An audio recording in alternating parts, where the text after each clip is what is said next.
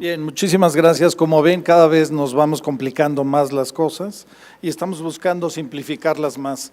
Ya no sabemos si estamos yendo en la dirección correcta o cada vez estamos haciendo las cosas peores. Esto quiere decir, si estamos haciendo cirugía corneal, estamos condenando al paciente después a que no podamos corregir los errores que estamos cometiendo ahora. Y eso es interesante porque nos hace activar un poquito más la neurona para tratar en un momento dado de empezar a darle soluciones a todos este tipo de problemas. A la doctora Cristina, que ya está, al doctor Ariel Prado, que pase por favor, a la doctora Mariana Tacane, al doctor Santiago García, a la doctora Adriana Moreno, para que podamos continuar con la sesión. Es muy interesante todo lo que hemos visto desde el punto de vista de cómo vamos a calcular un lente en los pacientes posoperados de cirugía refractiva. Y vamos a ir llevando la situación para hacer diferentes tipos de preguntas y tratar de ir aclarando en ciertos momentos en cada uno de las situaciones que nos podemos llegar a presentar. Para iniciar, yo le quería preguntar, Óscar, tú conoces mucho lo que son los sistemas de keratometrías, de los sistemas de topografía. En algún momento dado, alguno de ellos nos da una lectura hablando de la cara anterior, sin todavía meter la cara posterior. ¿Alguno de ellos has hecho algún estudio en el cual veas la diferencia que existe estadísticamente que pueda ser significativo en pacientes no operados de cirugía refractiva? Hicimos un estudio en el Hospital de la Luz. Un tema, sin duda alguna, que probablemente vayamos a tocar, tiene que ver con la lágrima y el síndrome de ojo seco y el error en las lecturas keratométricas que cualquier sistema te va a dar. Entonces, empezando con lo básico, una buena exploración física, y si se encuentra algún tipo de síndrome de ojo seco de distinto nivel, tratarlo y posteriormente hacer el cálculo del lente. Digamos, eso es en un escenario idóneo. En el hospital, respondiendo a la pregunta, hicimos un protocolo en el que comparamos los distintos sistemas y encontramos que los sistemas más reproducibles, en aquel entonces no teníamos Pentacam, los sistemas más reproducibles en ese entonces salieron el IOL Master con el queratómetro de Yaval, el cual se calibra cada mes en el hospital, y el sistema que keratométricamente salió completamente disparado porque nos daba lecturas entre 1.5 a 2 dioptrías, es decir, sobreestimaba el poder corneal, fue el topógrafo Orbscan. Entonces nosotros en el hospital encontramos que esos dos sistemas eran altamente reproducibles. No teníamos Pentacam, hago la acotación. Ahora que tienes Pentacam, ¿en algún momento dado haces alguna diferencia? ¿No pasa? El día de hoy hago las correlaciones entre los tres sistemas son bastante reproducibles, pero ya hablaremos seguramente en esta mesa.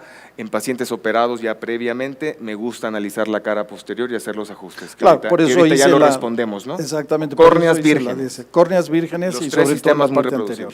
Son muy parecidos. Nosotros también habíamos hecho una correlación entre ellos y habíamos tomado las lecturas keratométricas y efectivamente encontramos que una de las cosas más importantes o que tenía mucho mayor cambio era el Orbscan.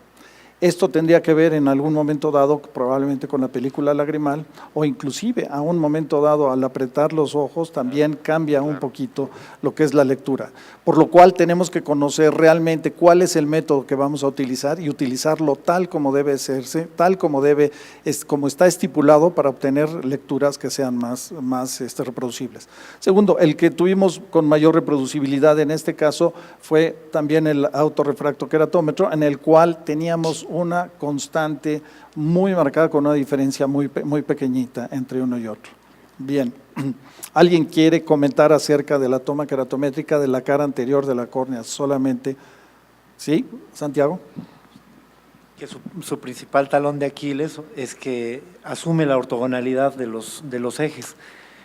O sea, su autorrefractokeratómetro y el Yaval siempre va a asumir que se encuentran a 90 grados el más plano del más curvo.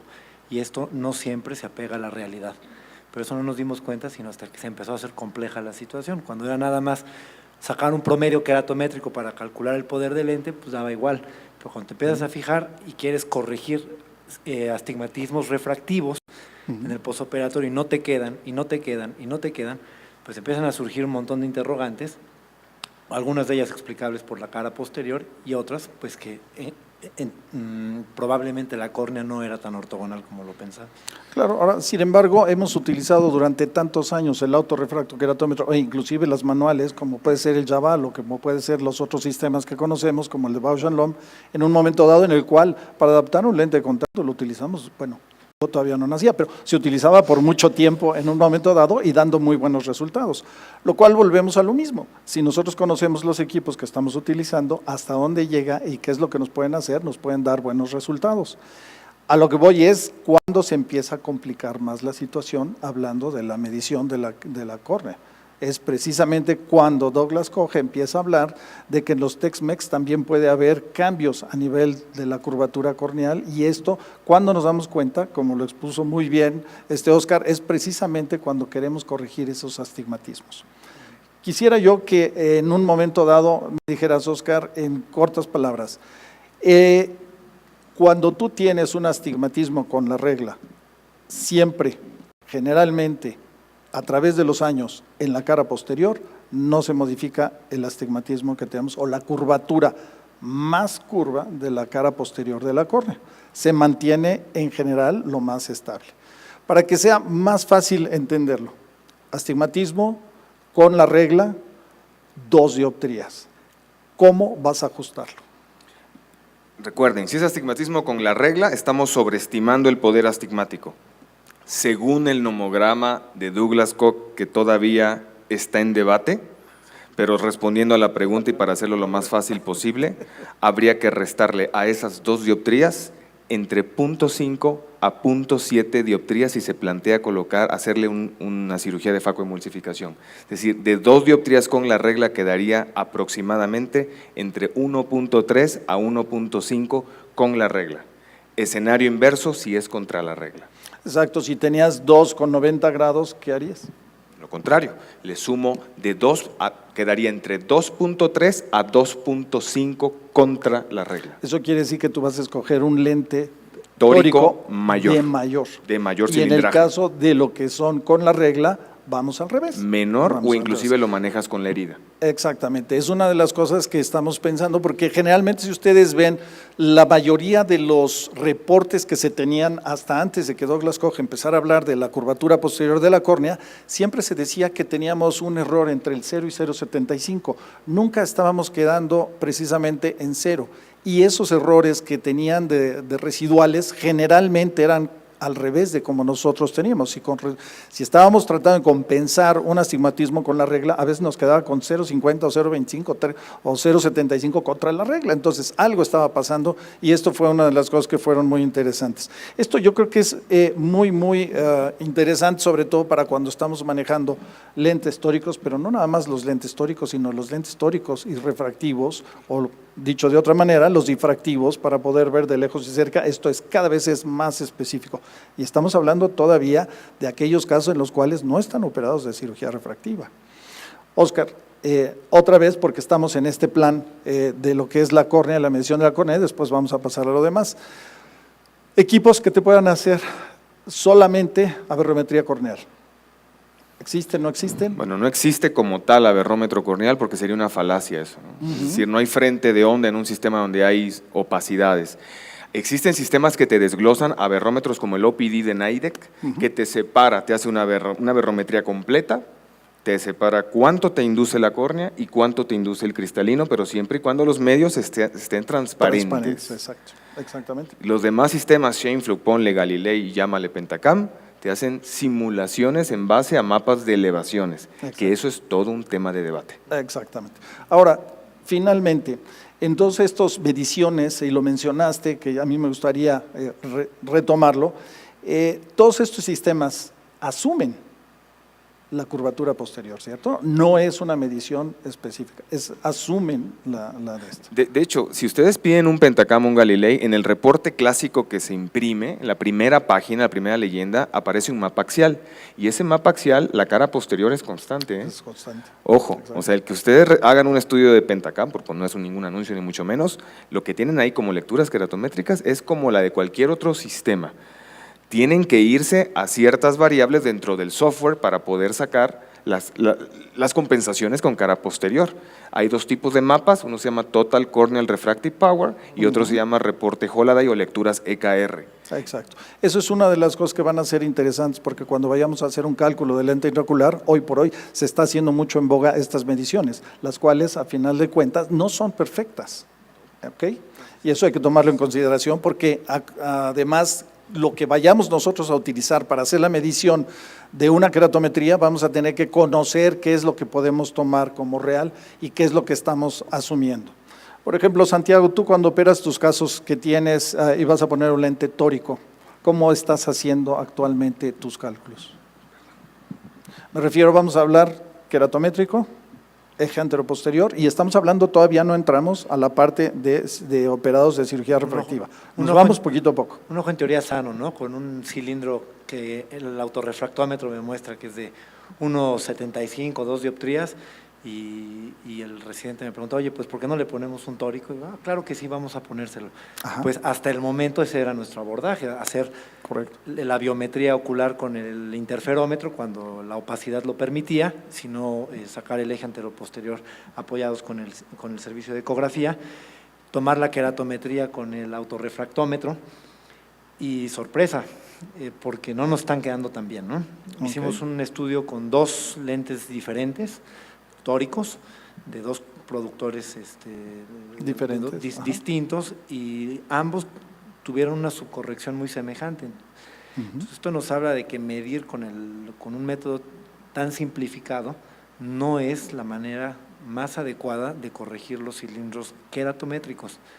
Queremos que en el posoperatorio tengamos un resultado refractivo neutro, pero no, por algún motivo no lo está dando, y parece que la propuesta de Douglas Koch permite explicar en buena medida el fracaso de este método. Claro. Tú mismo hiciste en un momento dado, en algún momento, una comparación entre las mediciones de ejes anteroposteriores, llámese con interferometría. En ese momento no había la reflectometría, pero sí había la parte de ultrasonido. ¿A qué concluiste? No había una diferencia estadísticamente significativa en la medición del eje anteroposterior entre el interferómetro y el ultrasonido con técnica de inmersión hecho por una mano entrenada. Claro, o sea, a final de cuentas, cuando tú vas a hacer algún estudio, pues cuando conoces bien la técnica, pues es mucho más fácil. Yo le preguntaría, por ejemplo, a Cristina. Cristina, ustedes en algún momento dado estuvieron manejando mucho, ¿cómo se llama?, estudios por contacto y tenían muy buenos resultados. Realmente yo no veo que tuvieran grandes diferencias. ¿Es así? Pues sí, bueno, la técnica por ultrasonido, la biometría pues inició por contacto. Exactamente, Sí, entonces, es al punto que iba, exacto. En la actualidad todavía hay gente muy experta que sigue tomando por contacto, pero bueno, hay quienes tienen la mano un poco pesada, pesadita, exacto. Y no tienen tanta experiencia y pues se modifica porque aplana la córnea. Claro. Pero pues tiene sus indicaciones precisas, no está desechada completamente la técnica de contacto, pero pues preferimos utilizar la inmersión Claro. y como han dicho anteriormente, la técnica de inmersión y la interferometría y la reflectometría no hay mucha diferencia. Exactamente, volvemos a lo mismo. Hay personas que nos hacen, y como tú que estás dando pláticas por toda la República y esto, pues obviamente se te acercan y te preguntan, oye, ¿es malo estar haciendo una medición de eje anteroposterior por contacto? No, pero sí corres un mayor riesgo. Sí corres un mayor riesgo, pero si tus resultados son buenos, puedes seguirla utilizando. Adriana, tú utilizas mucho lo que es la parte de la medición con el IOL Master, ¿es así? Sí, correcto. Ok. Para tus casos que salen un poquito de lo habitual, de lo normal, todavía sin entrar a la parte de cirugía refractiva previa, pero lo que salen habitualmente normal, ¿en dónde es donde tú le ves la mayor utilidad de este tipo de máquinas? O sea, Por ejemplo, en los muy miopes o en los muy a hipermetropes, longitudes por ejemplo. axiales. Pues yo la verdad es que al IOL Master la ventaja que le veo es lo de la optimización de las constantes, ¿no? Si uno está periódicamente actualizando el equipo, porque se pueden actualizar en la gestión de usuarios del sistema, se pueden ir metiendo las constantes de cada una de las fórmulas, dependiendo de la que uno esté más habituado a usar. Entonces, yo lo que he notado con esa optimización es que cada vez los resultados, incluyendo en los ojos extremos, estamos más cercanos en el cálculo, ¿no?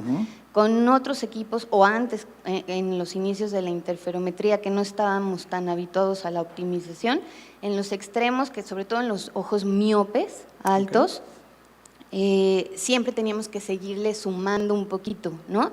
A lo que te salía, sumarle 2 o 3 dioptrías, dependiendo, para quedar cercano al cero.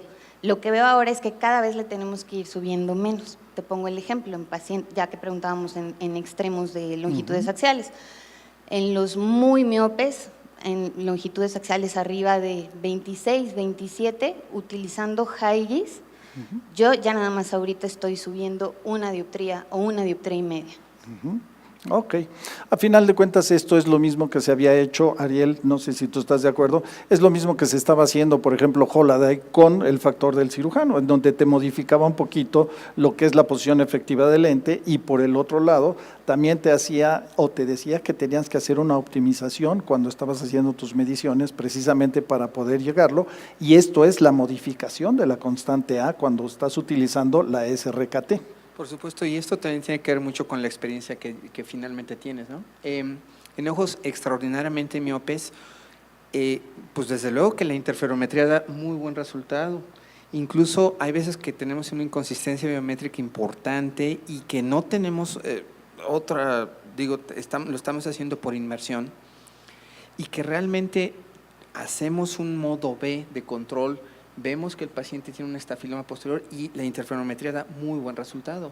Ahora, antes como que se dejaba, sobre todo en este tipo de muchos de estos pacientes, incluso ya tienen hasta cirugía, ya tienen silicón, sí, o ya tienen algún tipo de cirugía de retina, y entonces, bueno, pues ¿por qué no? Hay que complicar más las cosas, ¿no? Por supuesto, por eso ¿Sí? estamos aquí, por si no nos podemos ¿no? en algún momento entretener, ¿no? Exacto. Entonces, las complicaciones empiezan, creo yo, desde el momento, si ahorita aquí a todos les decimos, a ver, cirujanos de córnea o cualquier otro tipo de oftalmólogo, ¿cuántos de ustedes le dan a su paciente las queratometrías previas a el procedimiento refractivo y le dicen, pero mira, aquí está, y dentro de algunos años que tú desarrolles catarata, por favor se lo das a tu oftalmólogo, si no es que soy yo, ¿no?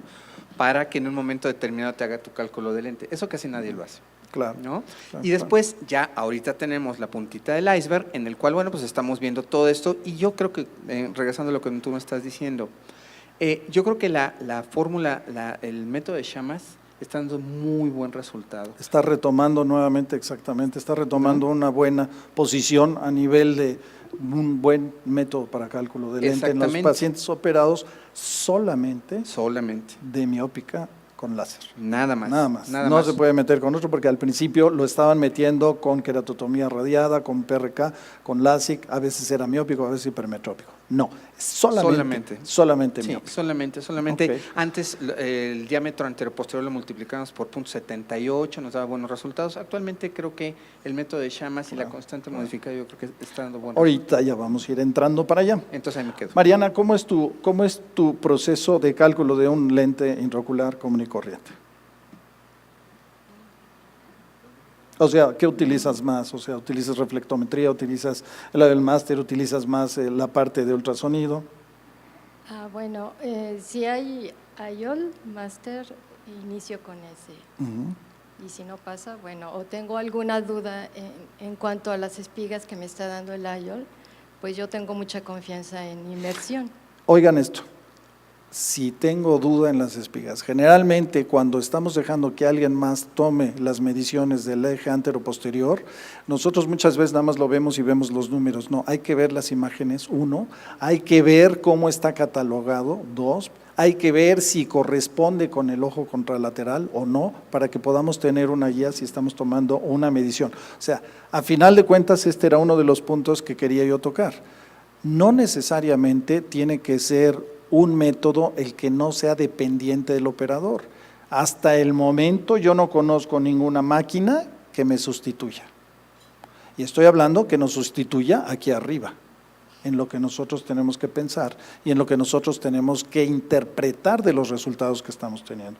Por eso es que es muy importante lo que estabas diciendo. Perdón. Sí, Adelante. porque varía mucho, muchas veces nos da 2 espigas en lugar de una, y puede ser un ojo más corto porque está tomando también la limitante interna. Correcto. O puede ser más largo que está llegando hasta coroides. Hasta el epitelio pigmentario. Sí, perdón, hasta epitelio Hasta el epitelio pigmentario. Sí, Perfecto. entonces tienen que ser constantes las medidas, ¿no?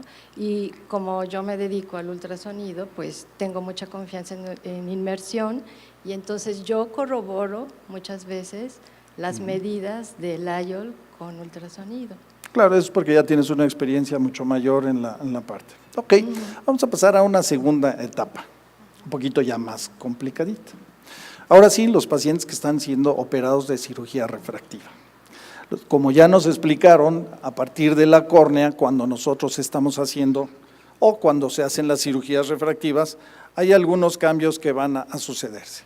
Y estos los tenemos que diferenciar totalmente de aquellos que están siendo operados con cirugía incisional, aquellos que están siendo operados, ya sea PRK o LASIK, prácticamente es exactamente lo mismo en cuanto a resultado, miópico, pero es muy diferente a cuando se hizo hipermetrópico.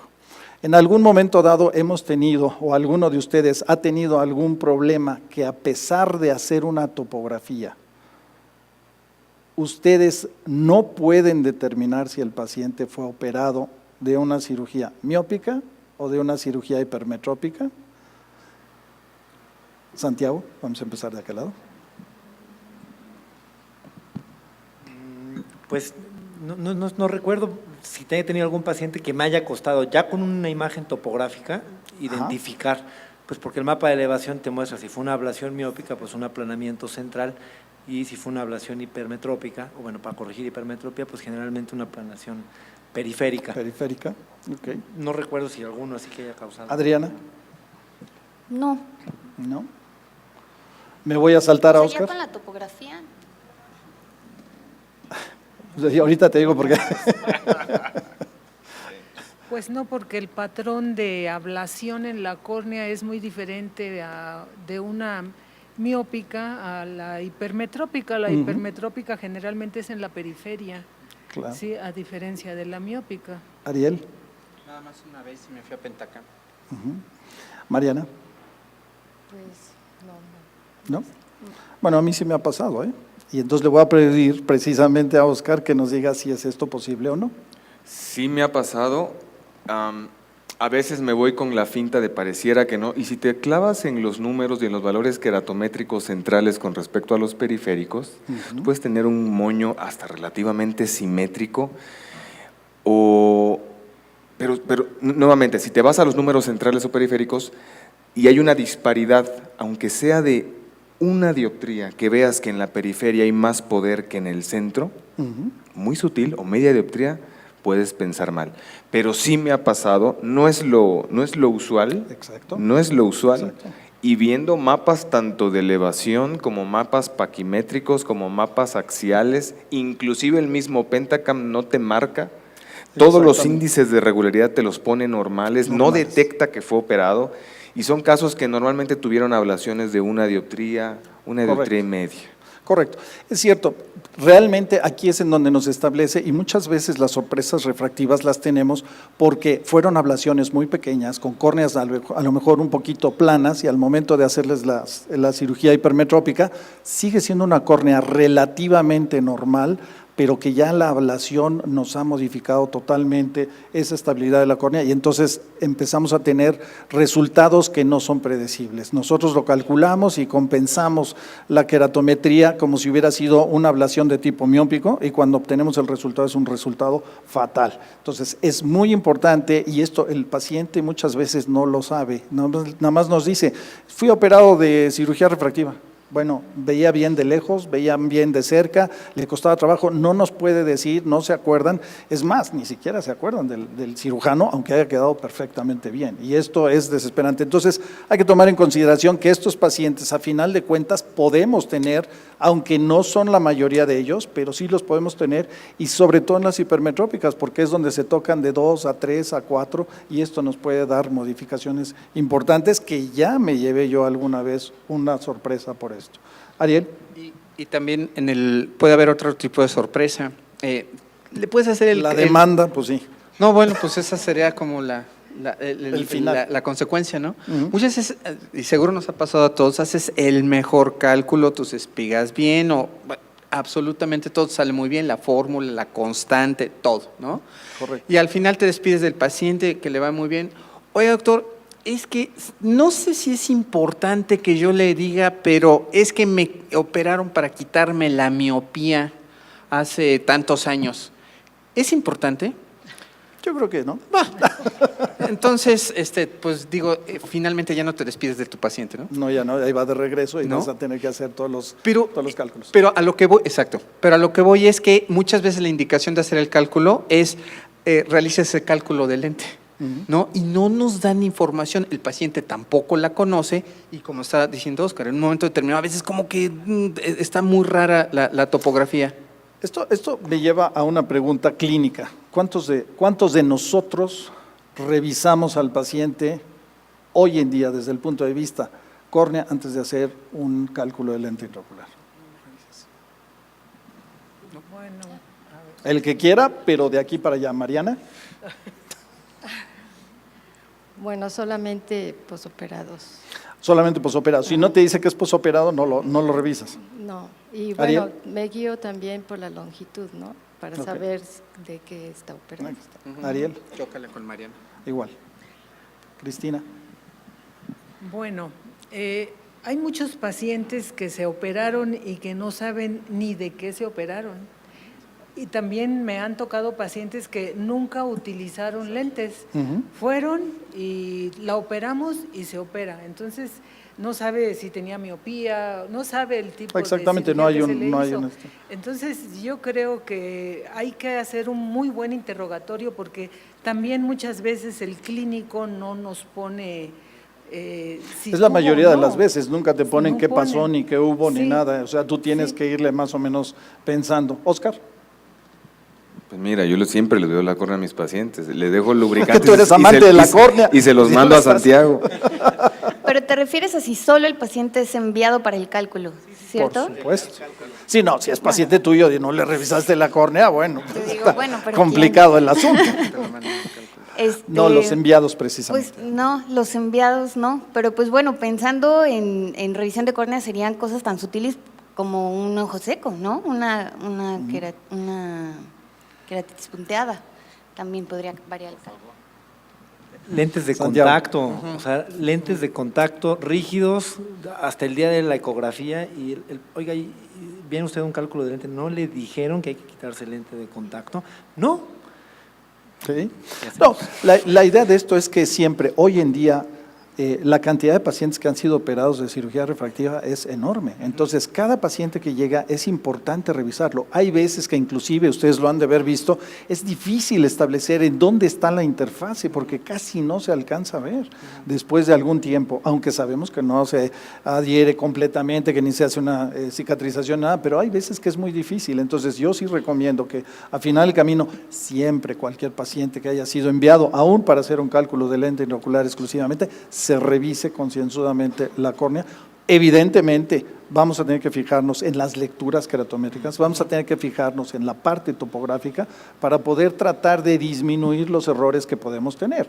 Si tenemos todo lo anterior, como vamos a ver ahorita, entonces no tenemos tanto problema porque sabemos lo que hicimos, cómo va y cuál es la evolución del paciente, pero la mayoría de las veces no nos mandan y nos dicen la historia del paciente, entonces nosotros tenemos que ir a buscar esa historia. ¿Sí? Adriana, ¿querías? Que, bueno, ahí apoyaría lo que tú dijiste en que el IOL Master es operador dependiente, ¿no? Eso, ¿verdad? Bueno, lo que pasa es que toda máquina es dependiente de nosotros, ¿no? A mí me gustaría verlo así. Si hubiera una máquina que me llega totalmente a sustituir, pues ya mejor me dedico a hacer otra cosa. No, pero Al me final refiero del a camino eso. siempre necesitamos. Me refiero a un- eso, que al final cualquier equipo, o sea, no te va a Es estar nada operador más arrojando dependiente. un resultado. O sea, tú aquí tienes una información adicional que Correcto. compensa obviamente ese resultado Exacto. y ahí ya lo hace operador dependiente forzosamente. Exactamente, y eso es a lo que vamos a hacer acopio en este momento para que veamos lo que sigue. Bien, ya lo mencionaron, aquí está, la córnea cuando es normal, la queratotomía radiada, cómo modifica la curvatura, el láser, cómo hay una ablación y modifica la relación curvatura anterior-posterior, y luego el láser hipermetrópico, cómo es que lo va haciendo. Vamos a este caso. Este es muy interesante porque en un momento dado nos demuestra mucho de todo lo que hemos estado hablando ahorita. Este es un paciente que fue operado previamente de LASIK. No sabemos qué tipo de LASIK, pero fue operado de LASIK. Luego va evolucionando y resulta en que tiene una ectasia. Va para una segunda cirugía. Ya nos vamos indicando más o menos por dónde vamos, ¿verdad? Entonces, pues le ponemos unos anillos intracorneales. Ahí está. Queratometría. Empecemos. ¿Quién quiere decir algo? ¿Cuál consideraría en un momento dado que fuera el mejor forma de tomar o de tratar de leer esas queratometrías? Todos los sistemas van a sufrir un gran ruido, incluyendo Scheimpflug, Exacto. con esos anillos. Exactamente. Todos los sistemas. Todos. Entonces ya tenemos una posibilidad. Este paciente que fue operado de una cirugía previa para ver muy bien de lejos, le resultó en una ectasia. Luego para ver mejor, entonces le pusimos unos anillos. Y luego va a pasar algo más adelante. Pero el paciente, a final de cuentas, para tomarle sus queratometrías ya nos empieza a dar lata. Inclusive, para adaptarle un lente de contacto, empieza a ser un poquito más complicado, ¿no? Pero bueno, ¿alguien quiere agregar algo más acerca de esto? Si tienes todo el arsenal de tecnología, entonces a lo mejor lo que puedes hacer es tomarle con diferentes métodos, ¿no? Y pues bueno, por lo menos ver el que más esté acorde a un promedio, o bien no sé, de alguna manera como sacar con varios métodos para evitar casarte con uno solito, ¿no? 5, 6. Esa es una de las preguntas que había yo pasado por alto. A final de camino, no tanto en este caso, en los casos normales, ¿es necesario tomarle todos los estudios? Me refiero Scheimpflug, me refiero IOL-Master, me refiero ARK, me refiero O sea, todo lo que- manual, ¿todo? No sé si todo en especial, pero para darte una idea, en casos tan complicados, a lo mejor yo sí tendería a tomarle con varios métodos, o por lo menos los que más confianza, o por lo menos los que tenga. Okay. ¿Alguien tiene alguna idea diferente? No, bueno, no, diferente no. A ver, bueno, igual. es muy cómodo para uno que trabaja en una institución que tiene distintas tecnologías poder opinar, porque hay mucho acceso, pero Correcto. vayámonos a la realidad. Exacto. Si tú tienes un sistema, si tienes un Yaval en el consultorio y vives en provincia y ese es tu sistema que tienes y lo tienes calibrado, yo creo que puedes tener relativa confianza en las lecturas que te pueda dar un queratómetro de esa naturaleza en un ojo con esta condición o cual sea. Ujú. Ahora, si tienes arsenales y demás tecnológicos, como en un Claro. hospital escuela, a mí me gustaría ver primero el patrón del moño y el comportamiento de las partes del moño estigmático en este caso, ¿no? Claro. Y después, si ya estamos hablando muy finos y nos estamos viendo ya con mucha tecnología, pues cerrar las zonas ópticas de estudio, ver los ángulos capas y ver cuánto mide la concordancia en 1 milímetro, 2 milímetros, 3 milímetros y ver cómo va cambiando la queratometría dentro de ese sector. Ujú.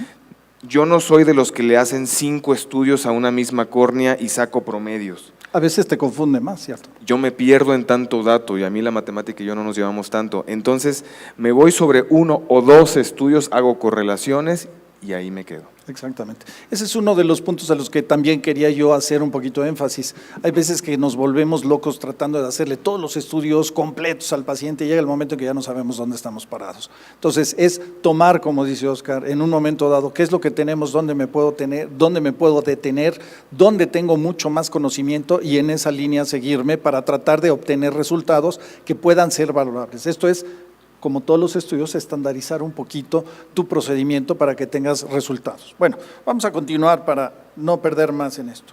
El paciente tiene catarata, entonces ya no nada más es medir la córnea para ponerle un lente de contacto, ya no nada más es medir la córnea para mejorar un poquito su visión con un lente de contacto, sino que ya además ya tenemos catarata. Entonces, obviamente vamos a tener que tomar una decisión de cómo hacer ese cálculo del lente intraocular. Pero se va sumando alguna otra cosa, porque nos dicen, bueno, hazle la ecografía, hazle el cálculo del lente intraocular y nos encontramos con esta imagen. Además de que ya tiene un anillo, ya tiene unos anillos corneales, este paciente además tiene un estafiloma posterior. ¿Qué vamos a hacer?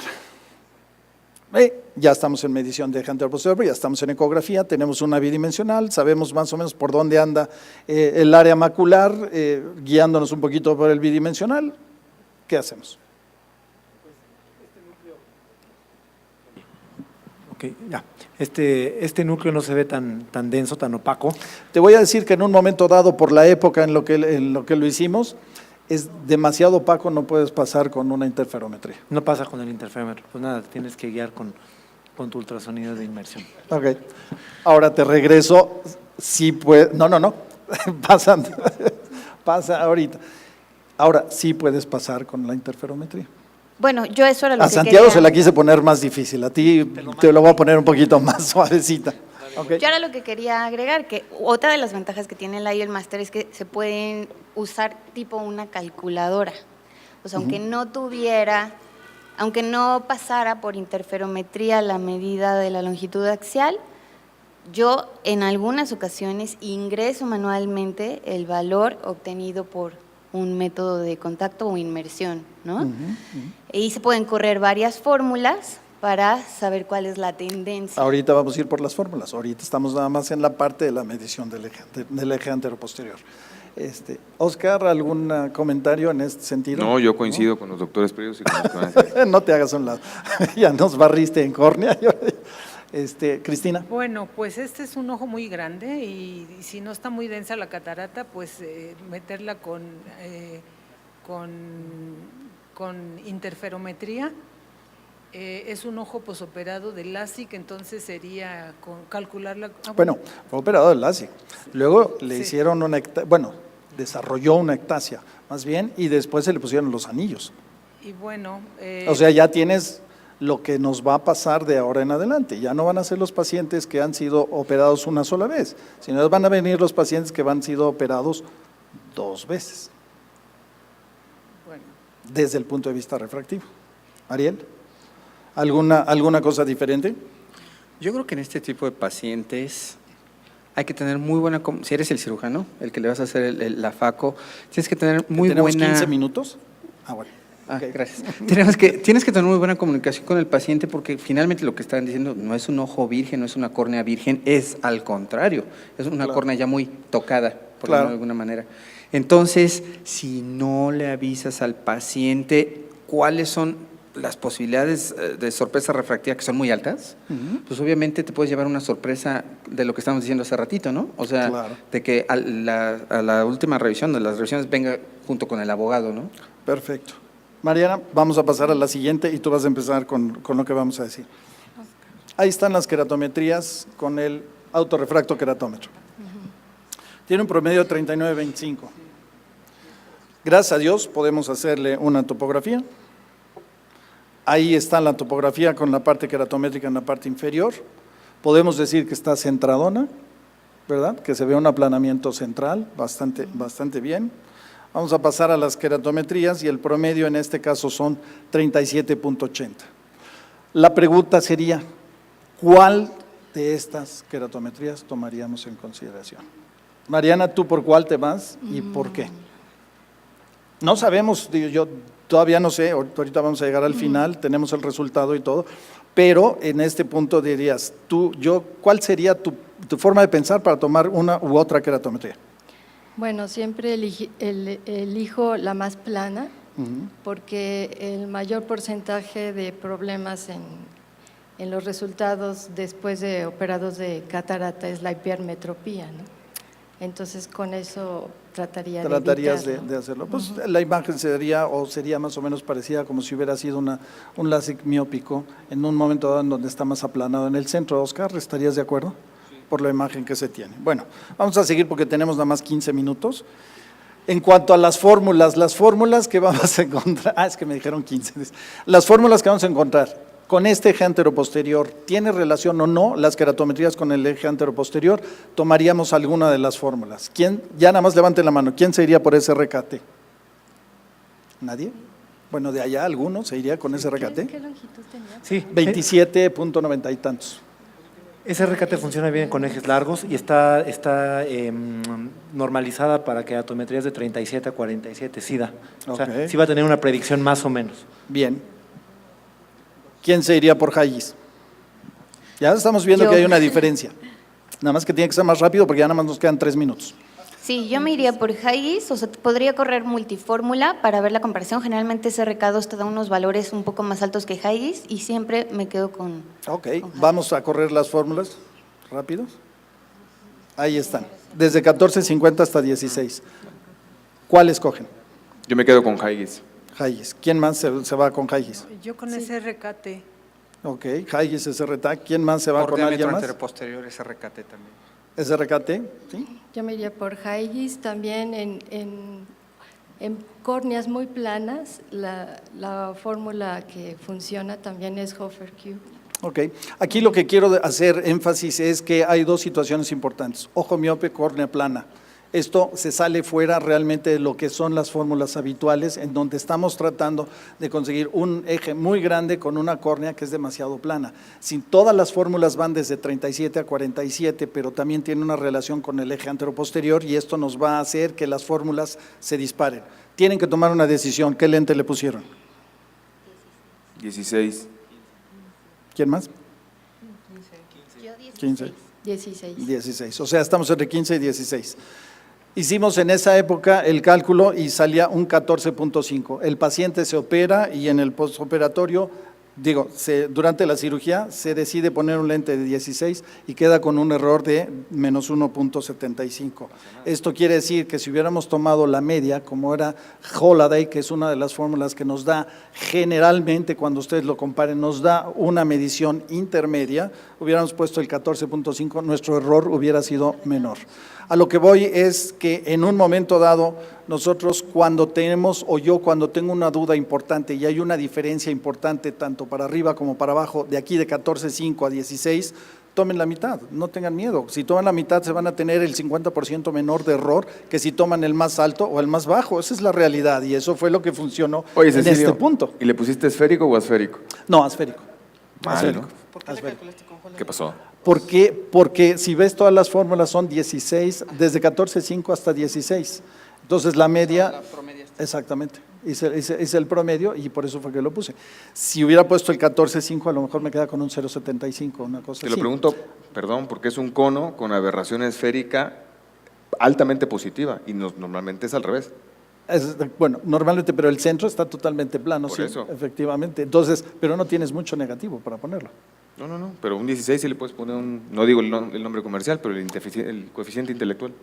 Ah, no, bueno, sí, ese sí. Bueno, desafortunadamente traía otros casos que eran también interesantes, pero al estarlos analizando consideré que este era el que más nos podía enseñar a través del tiempo. Otra vez les doy las gracias al doctor Celis por la invitación y al panel, muchísimas gracias por todos sus comentarios y esperemos haberles dejado más dudas que respuestas para que puedan seguir leyendo. Muchísimas gracias y que tengan buena cena.